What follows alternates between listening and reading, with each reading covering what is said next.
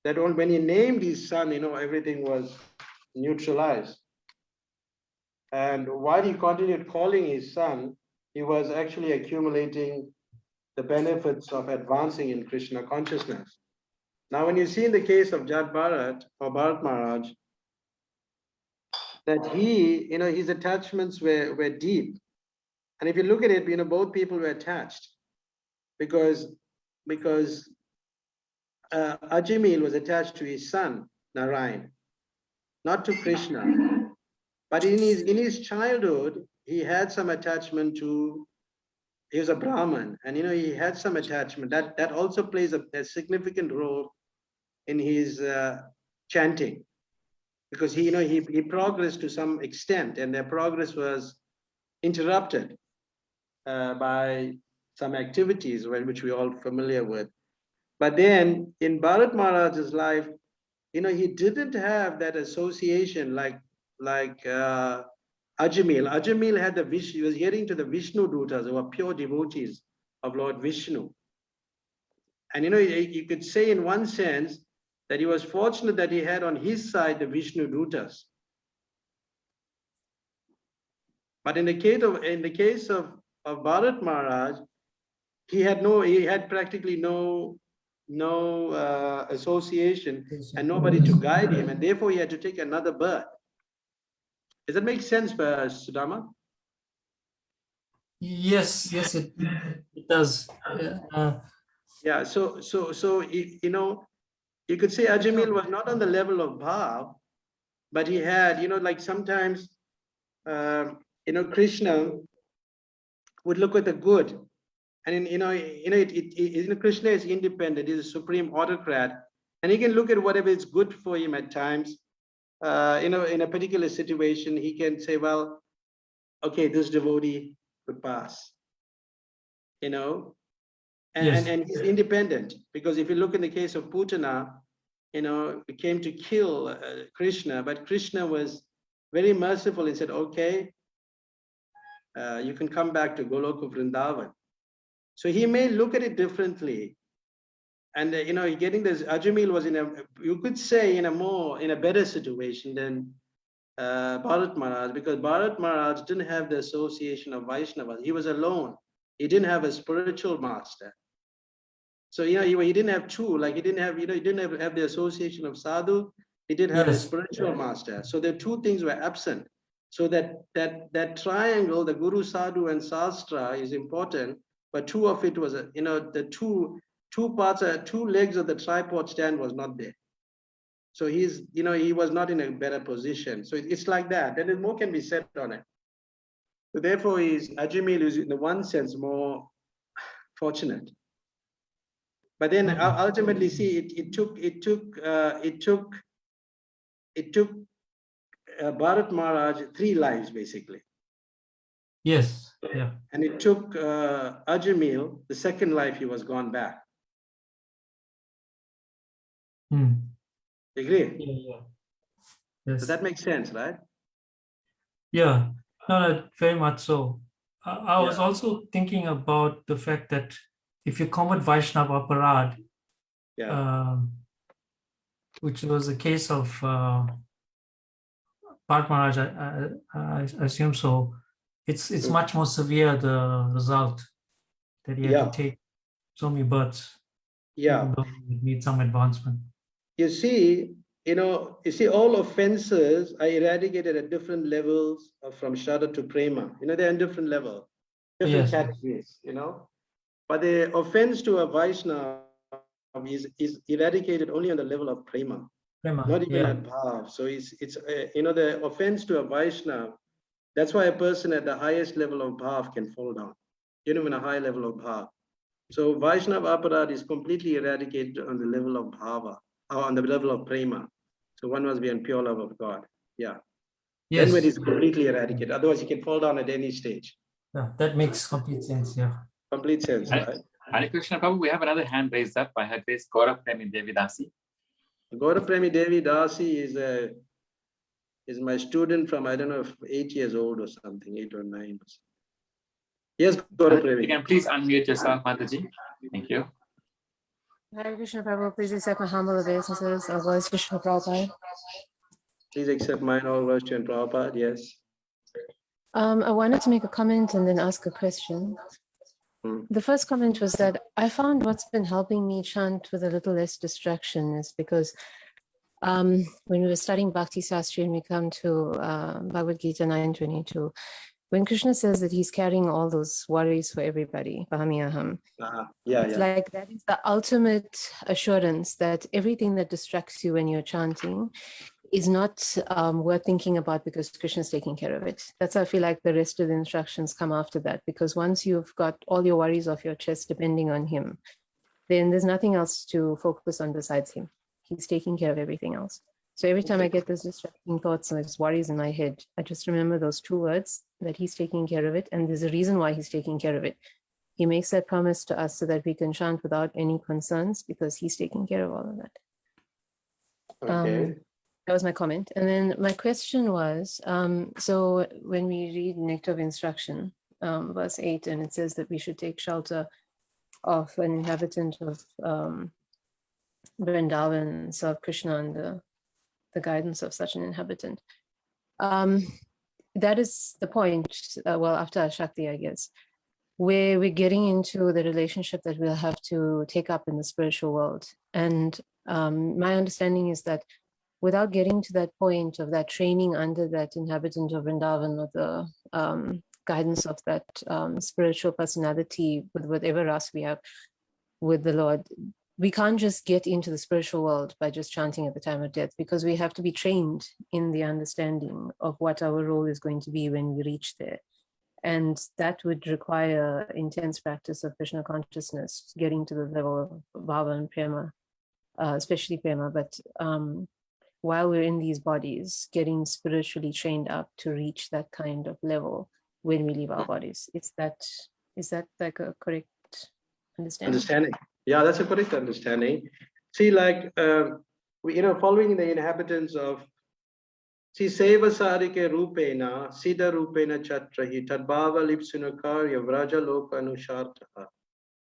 In the transcendental realm of Rajadham, one should serve the Supreme Lord Sri Krishna with a feeling similar to that of his associates, and one should place himself under the direct guidance of a particular associate of Krishna and should follow in his footsteps. Now, following in his footsteps, meaning is that this is such a deep topic. I don't know whether we should get onto it, but anyway, maybe in the next session we can, we'll have to look at it more in depth. We can talk about this point.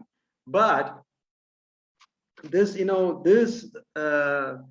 following the residents of Braja, depending, on who's the spiritual master. For example, if your spiritual master is he's in a relationship with Krishna in friendship, or parental love. So he cannot, if you have a relationship with Krishna as in the form of a cowherd girl, a gopi in Vrindavan, then he cannot really help you. So it's the spiritual master duty, or that's his service, to direct you into that, to following in the footsteps of the residents of Vrindavan. And there's a and I don't know whether you should get into it, but anyway, in Java Dharma, it's there that he will be able to tell you what your relationship with Krishna is. And then he will tell you, okay, that that you should meditate on the pastimes of Mother Yashoda, because maybe you're attached to Mother Yashoda, you have parental love for Nanda Maharaj and Mother Yashoda. So the spiritual master does that. But for another disciple, say, oh, you have a relationship as a gopi in the spiritual world, so you have to take shelter of Lalita, Vishaka, and the others. So that is what the chanting is meant, to do. That's what the chanting does, actually. I didn't want to say it in so many words, but since you raised this point, we're talking about it. But that's what it does. It brings you to that level where you follow Seva Sadike Rupena, Siddha Rupena Chatrahi. But then you don't go out there and start just like being absorbed in, externally with Mother Yashoda and just imagining these things and just doing these things. But internally you experience this, but externally you are a practitioner. You're chanting Hare Krishna, but internally you will have this connection with Krishna. That's what the chanting meant to do. So it brings us to that point where we have to follow the residents of Vrindavan, and then we can enter the spiritual world. But then also, not that easy, we'll enter where Krishna is having his pastimes. We take another birth, just like we also have another birth. We'll take another birth, and then we that's like the roadshow. We practice. We get used to the Leela, to engage in Krishna's pastime, and then you go back to Godhead. So it's like that, and that's right, Guru Premi. And the thing is that if you depend fully on Krishna, that must be there. That I'm depending on you, Krishna. Please help me to hear the holy name. But do that before you chant. Not whilst you're chanting, you're saying I'm depending on you, because then that's inattention. Okay. So yeah, so do that before. So yes, you're depending on Krishna. Please, I want to remember the holy name. And you pray deeply, then yes, you can get the mercy of Krishna, and you can depend on then your inattention would go. But that's what I said, because I said that for distraction, there's actually no remedy besides getting the mercy of Krishna. So that's there. Is that okay? Guru Premi? Yeah, no, yes. Hare Krishna Prabhu, Mukunda Dada Das Prabhu, his hand is up again. Yeah, it's for quite a while. Sorry, but we just like, there was this, yeah, okay, carry on. Hare Krishna Prabhu, it's a Shri Gaur Leela. Oh, Gaur Leela, Hare Krishna, how are you? Okay, thanks, Prabhu. It's quite an interesting topic, and there's two questions that I have that's pondering, because I know, like in Bhagavad Gita, Krishna is always conditional with his mercy, in that, like in the last verse, he says, Sarva Dharma Parijatam, but he says, abandon all varieties of religion and just surrender unto me. He gives his mercy, but conditionally, that you have to abandon all religions and then get his mercy. And like in the same verses that you quoted, where he says, Yam Yam Vapi Smaran Bhavam, there he says that if you remember me alone, then you will attain me.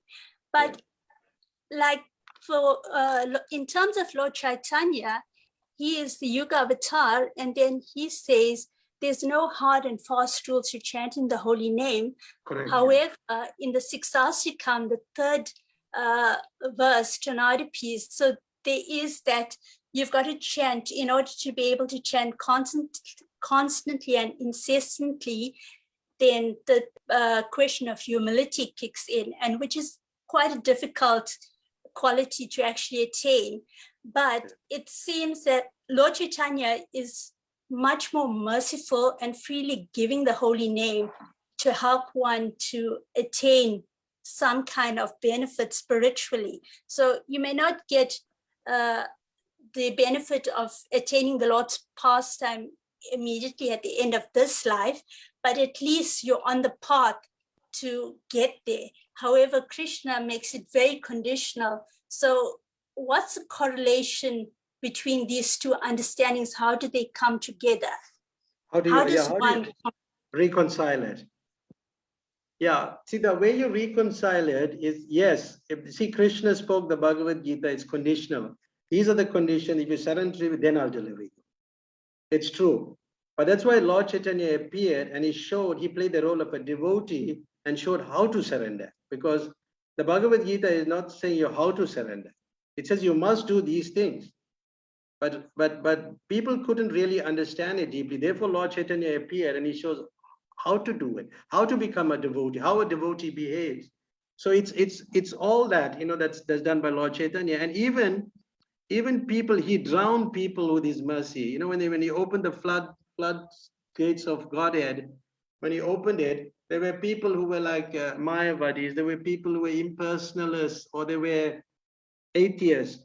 They were always, everybody else were drowned in love of God, and these people were popping up, and the associates of Lord Chaitanya himself were drowning them in love of Godhead. So the mercy is always required, you know, the mercy part is always required. And look, you know, for someone to come to the level of 100% pure chanting is not so easy. It's like really, it's a long way to go. But then Prabhupada mentioned like, you know, 75%. Mhm. If one makes it 75%, then he can, you know, he can go back to Godhead. Okay. But that But- 70, sorry, carry on, Leela. But like at least there is that thread of hope, because unfortunately in this material world, coming from so many different lifetimes of carrying bagloads of sins, we're in a hopeless state, and that mercy gives you that thread of hope. And then does that not get further enhanced? Like what happens when a person is in a state of a coma, but then the chanting of Prabhupada is going on. So Prabhupada is a pure devotee, and in a state of a coma, the consciousness is still there, because in one of Prabhupada's diaries, memories I read, that Prabhupada says that even if one is in a coma, the holy name still enters. So when you're hearing the holy name being chanted by a pure devotee, what is the impact or effect of that onto that soul that's in that consciousness and leaves the body at that point? You see, that's a good point. Somebody asked Prabhupada, what if we only think of you at the time of death? What will be the destination? You know, people asked him these questions, and he said, Prabhupada said, no, you'll go back. He thought about it, and he said, you'll go back. That's there, but you know, the point that you're making, that if the person is very pure, his chanting can penetrate into the consciousness of the person. Because if the person is unconscious, you know, it's not that the soul is still there. The soul has senses. The actual senses is not the ears. His actual senses is in the soul. So it's still hearing. You know, it's hearing. It could hear the holy name. So the person can, you know, benefit. And I thought I will end up with one, maybe a very interesting discussion. And I will read this. If you give me another 5 minutes or so, Paramatma, that we can round up with a very good point where that we are talking about. It's from Giriraj Maharaj's book on, you know, the same point that you're making, that, you know, sometimes the person, and I've seen many devotees sometimes battle with their Krishna consciousness, and they fall down, and then in the end they really come back to it, and then Krishna is very merciful to them in the end. And I'd like to read this, you know, just discuss this one point. Is it okay, Paramatma? Is 8:03, or should we leave it? No, probably you're welcome. You're welcome, Prabhu. Thank you so much. Okay. We're so fortunate to have the association. So Go Leela, this is interesting. And this is from a book. I heard this in 2010 when I went for the hospice opening in Vrindavan in August 27, 2010. I was there, and this devotee was explaining of a devotee called Niruguna, and Niruguna was a good devotee. He was distributing books, and he felt very ill. He had cancer. And he was, you know, he went to the hospital, he went to Bhaktivedanta hospital, and it was, you know, it is very advanced stage. But, you know, many people gave him mercy, you know, devotees chanted for him, Raghunath Swami chanted for a while, you know, while before he could leave. And then we had other devotees chanting, Pankajangri, Jananivas, Hari Suri, Padmalo, different devotees were chanting. And he was in the state of, you know, he was unconscious. And, but, you know, the other point is that he had several attachments. And therefore, you know, in the end, we have to like leave those attachments. And this Niruguna, you know, his wife came to see him. So, you know, he left his wife a while ago, and she came to see him, and she also left Krishna consciousness. But when she came to see him, they reconciled, and she took back to the process of Krishna consciousness, and he overcame that attachment and relationship. You know, it strengthened him. So at the time of death, there were various like attachments that was going away from him. So then, one of the first paintings that Niruguna had ever seen was lifting Govardhan hill. So, generally devotees have an attachment to whatever they saw first. In Krishna consciousness, there's some attachment. So he saw this Govardhan hill and he was very attached. And there was a lady who was living in the property. This is in Mayapur now. Ramadevi Mataji was a Prabhupada disciple. She had a Govardhan Shila. So you'll all know what's a Govardhan Shila. Govardhan Shila is a stone from Govardhan hill, who's Krishna himself. And she was worshipping it. And then, there were many other devotees in between chanted, like Jayapataka Maharaj, and there's lots of them. But then, at one part, Nirugana, this devotee, has lapsed into unconsciousness. So he was breathing maybe 2 or 3 minutes at a time, maybe 2 or 3 times a minute. So he was battling. And then one point he lost all consciousness around after Mangal Arati. So all the devotees came and they were chanting Hare Krishna loudly. And then there were many Prabhupada disciples, many other devotees. But then an amazing thing happened. So alongside him there was this Govardhan Shila. I'll just read this part. Bhakti Vishramba Madhava Swami was sitting at Nirguna's head. I was next to Maharaj. This is one of his friends.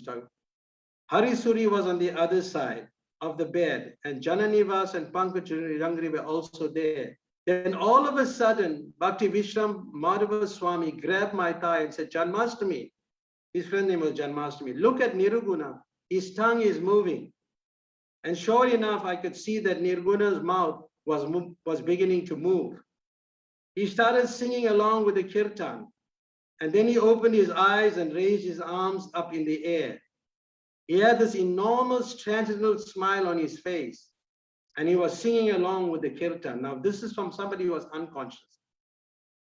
Then the doctor, Dr. Ananta Sima, was completely bewildered. The doctor was bewildered.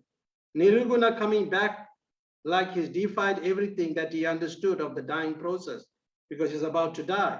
For 2 or 3 weeks, you had to put your ear right over his mouth to hear what he was saying.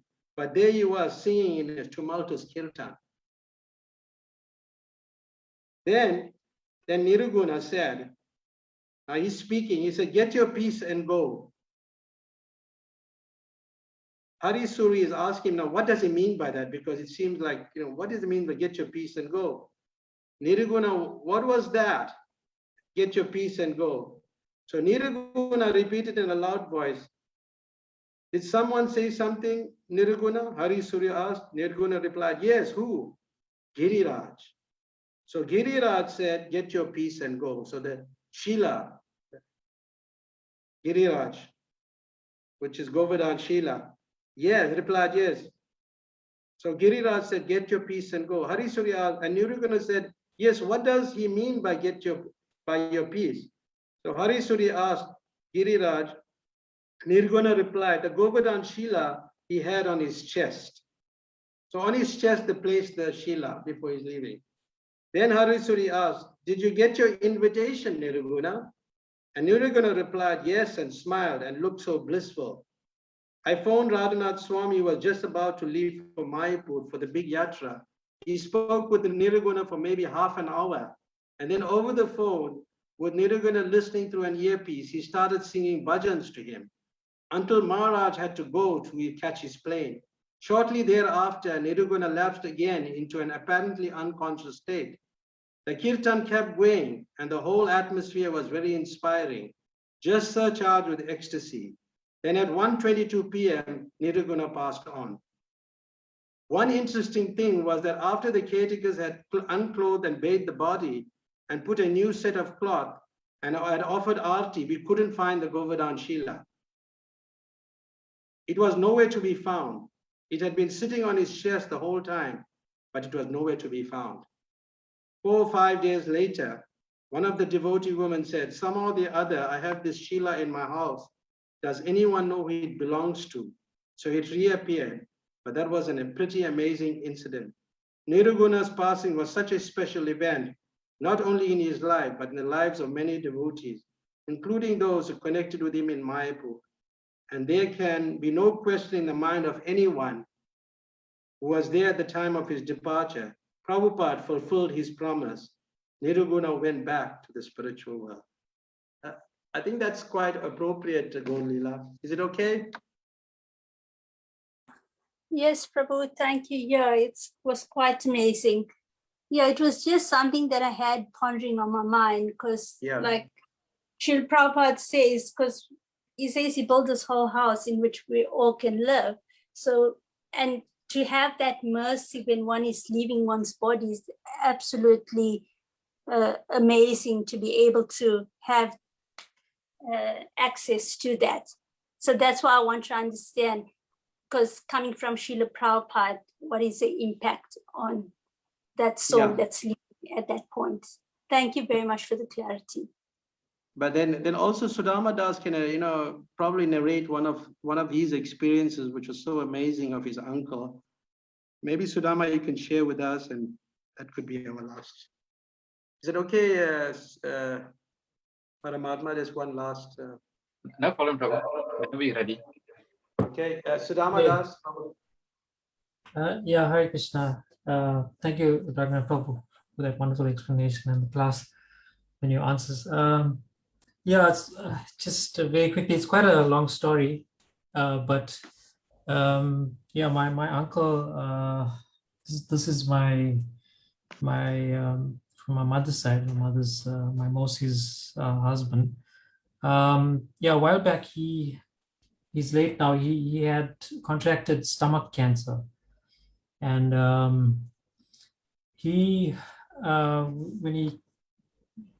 when he contracted or heard about the diagnosis, he actually went to the temple, I think prior to that or so, when he did the test. And this was the temple in Shri Radharana temple, and he was actually praying to the deities. He was following a vegetarian diet, and he was very familiar with the temple and Krishna consciousness. But during his last few days or weeks, I took Raghunath Prabhu and some devotees to visit him, and we were sitting in his room, and Raghunath Prabhu was reading Bhagavad Gita to him, and he turned to this verse in the second chapter, was it? Yeah. About Arjuna's perplexities. Where Arjuna was, basically confused. He says, "Now am I confused with my duty?" So it was amazing that he just, turned to that verse. Raghunath Prabhu said, open up the book, and that was the verse. And that was exactly what he was, going through. He was feeling this confusion about what to do in the situation. And it so happened that as his disease progressed, he really became very, very much more Krishna conscious. And he wasn't like us, like regular devotees coming to the temple. He was just like a well-wisher, and he was favorable to Krishna consciousness, but he didn't take to the process at all, like in his life. And then towards the very end, I had the opportunity to be with him in his hospital bed, and something quite amazing happened, or experienced at that time, was that it was sort of in the midday or so that I went to the hospital, because the family members called me and they said, he's going to leave soon. And when I got there, he was laying on his bed, and the very first thing that I saw was that he had the chanting beads on his chest, actually. And he was trying to, he had his hand sort of on his chest, wrapped around the beads. And I everybody was like around him and they were very, distraught and they didn't know what to do. And so I said, we should just chant. So we chanted with him, and I think, if I recall correctly, we sang a bit, but the main thing that we did was just chant japa. And the chanting went on for a long time. I couldn't believe how long it was, but it must have been more than 4 hours going on to 5 hours, just in his room chanting. And at one point, some of the family members, they needed a break. They actually couldn't keep up with him. And that was my realization, because he was just chanting, trying to utter the holy name and holding on to those beads. And he was chanting actually, with all that pain and whatever he was going through, about to leave the body. And, the people around, they were getting tired, but he wasn't. And it was it was such an amazing experience, because I was thinking to myself, here I am trying to, chant for so many years, but yet here he is just chanting, in his deathbed, but he hasn't had that experience of Krishna consciousness that I had the fortune of being with the senior Vaishnavas and, chanting, etc., going to Namata and engaging in devotional service. But some of the other, he got that mercy to chant the holy name right at the end. And, after I left, he was still, chanting, and he was also not breathing very well. And the next day he passed. I heard that, he passed away. So that is some of the power of the holy name and the mercy of Lord Chaitanya that was bestowed upon him, because he just got that mercy. And as Raghunath Prabhu said, Krishna is independent. He can bestow the mercy to anyone. So that was my experience, and Raghunath Prabhu always reminds me about that situation, that experience. It was quite amazing. Yes, Sudama, what did the Yeah. nurses think when you went there? What did what their thoughts were? Did they speak about him? The doctor? No, nothing. No, I didn't actually get any information from feedback. Actually, I should have, but yeah. Okay. So thank you so much. We took too much of time. Paramatma Prabhu, I'm sorry that we took a lot of time. And No, Prabhu, you're welcome. As I said, we were so lucky to get so much of nectar, and we're so lucky to hear you also. We heard you at the Namata the other day, and we're getting more of you today. We're so lucky. Thank you so much. thank you so much. We really appreciate you also. Yeah, and Prabhu, I'd like to introduce you also to Ravindra Prabhu. Ravindra Chauhan is from India. He's residing in India. He's residing in South Africa, but he's from India. He's one of the students at UKZM, doing his PhD. Hare Krishna, So Prabhu, thank you very much. Yeah, Hare he's Krishna. joining our regular programs. Hare Krishna. Yeah, he's in Grahamstown, Prabhu. Is he chanting? Ravindra, kitni mala? ज्यादा नहीं, थोड़ा सा, थोड़ा एक ही माला? थोड़ा जी, थोड़ा थोड़ा अच्छा. Yeah. Okay. And Prabhu, also like to introduce you to Ashmika Mataji, who also joins us at our regular programs. She's from Durban also. Hare Krishna Mataji, are you there? Ashmika Mataji? Hare Krishna, Prabhu. Hare Krishna. I Thank can't you see so her face. Thank you much. for joining. I can't see her face. I like to see her face, but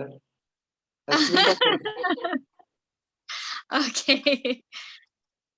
Please excuse me. oh, it's you. Okay. Okay. Yeah. So your class was most wonderful. I thoroughly enjoyed it. Thank you so much. And I look forward to more association. Okay, where are you living, Ashmika? In Bakerville, in Pollock. Really? Where about Bakerville? I schooled there. Well, it's Havenwood Place off Hippo Road. Yeah, I know Havenwood, where its homes is, that there's a turn Yes, Yes. Lake Haven homes are there. Yeah, that is a policeman there also, that Rakesh Bihari, you know him? Rakesh Prabhu. Yes, yes. He's my immediate neighbor. Oh, really? Oh, he knows me. Yes. I've come his Oh, house. okay. I've come his Oh, house. well, then you Wow. must visit me the next time you come. Okay, I will. Okay, for sure. Okay, Prabhu. Thank you. Hare Thank you Krishna. so much. Hare Krishna. Krishna, thank you, Mataji. Wonderful. Thank you so much for all of y'all. Babs, my old friend Babs there. Tarun. Karuna Shakti is my very old friend. Karuna Shakti, the very wonderful devotee. We have a lot of association together. You there, Karuna Shakti? Okay, anyway. Hare Krishna Prabhu. Haribol, How are you?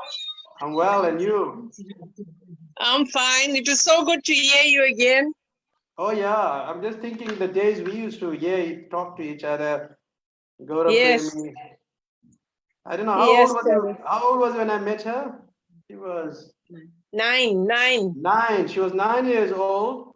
Around 11 or 12, she gave a lecture in the temple, and 2 sannyasis were listening, Indradumna Swami and Mukunda Goswami. Two Yes. sannyasis.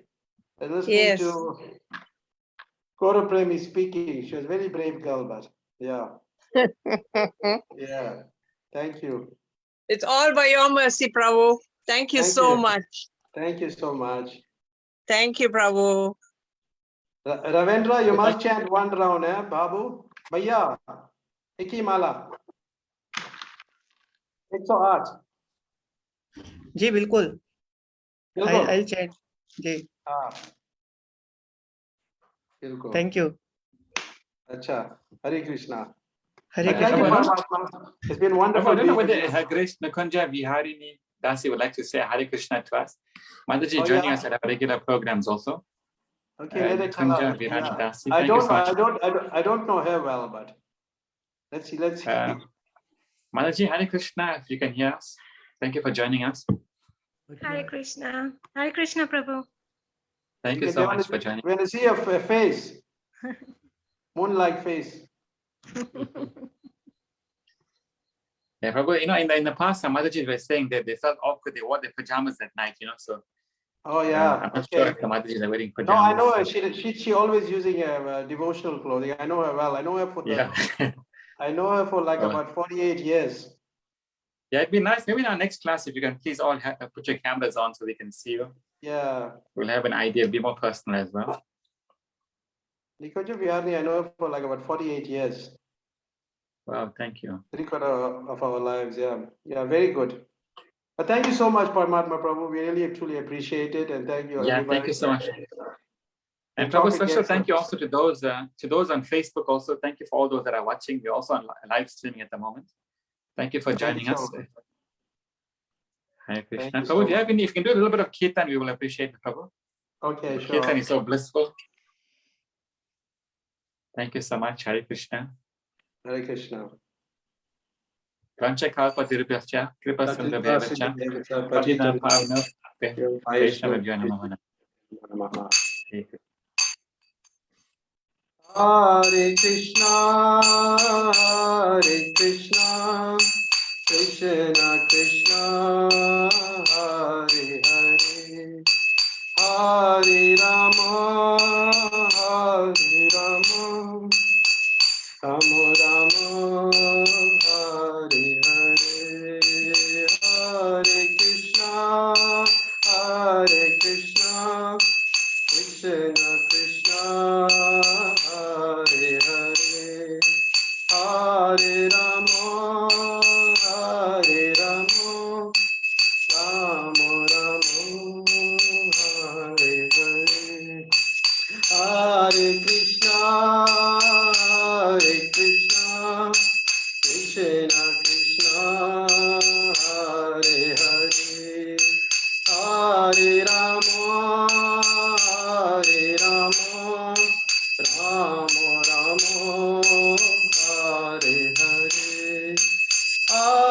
Krishna, Krishna Krishna, Hare Hare, Hare Rama, Rama Rama, Hare Hare, Hare Krishna, Krishna Krishna, Hare Hare, Hare Rama, Rama Rama, Hare Hare. Hari Bol. Prabhupada ki. Thank you, everybody, and good night. I have to go do my japa now.